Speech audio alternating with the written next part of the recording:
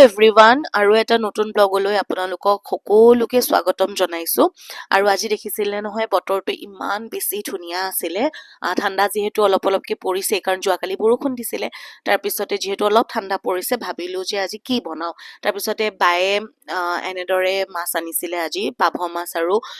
ভাঙন মাছ আনিছিলে আৰু মই আকৌ পাভ মাছখিনি থৈ দিছো আৰু ভাঙন মাছখিনিয়ে বনাম বুলি ভাবিলো আৰু ঘৰতে যিহেতু লাই শাক আছিলে ভাবিলো যে আজি লাই শাক অকমান জালুকীয়া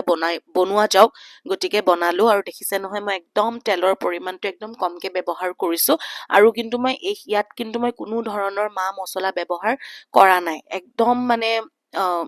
বেছি মা মছলা নথকাকেই বনাইছো এয়া নৰ্মেলিয়ে মই যেনেকে নিমখ হালধি আৰু জালুকটো দিছো কাৰণ জালুকীয়া যিহেতু খাবলৈ মন গৈছিলে জালুকটো দিছো আৰু জালুকটো আনকি ঘৰত পিছা মাৰ্কেটৰ পৰা অনা নহয় আৰু তাৰ পিছতে এনেদৰে অকমান তেলতে আলুকেইটা অকমান ইলুটি খিলুটি কৰি দিলো তাৰ পিছতে লাই শাকখিনি তাত দি দিলো দি দিয়াৰ পিছতে অকমান যেতিয়া উতল আহিছে মই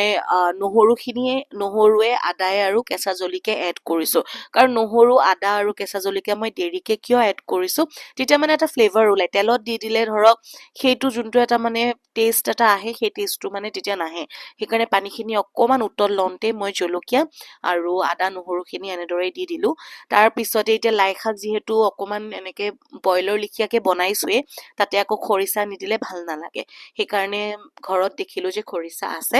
গতিকে অকমান খৰিচা দি দিলো এই খাদ্যটো আকৌ আমাৰ ঘৰখনৰ ভিতৰত আকৌ মোৰ আৰু মোৰ দেউতাৰ বহুত বেছি প্ৰিয় তাৰ পিছতে বনালো অকমান বিন আৰু সৰু আলুৰ ভাজি আৰু এয়া মাছ ফ্ৰাই কৰিছো লাই শাকৰ জোলত দিবৰ কাৰণে আৰু এয়া মোৰ ফাইনেল হৈ গ'ল মানে বনাই পেলাই হৈ গ'ল আৰু মই কিন্তু ইমান ভালকে প্লেটখন সজাব নাজানো কিন্তু তথাপিও চেষ্টা কৰিছো আৰু এনে আজিৰ খানা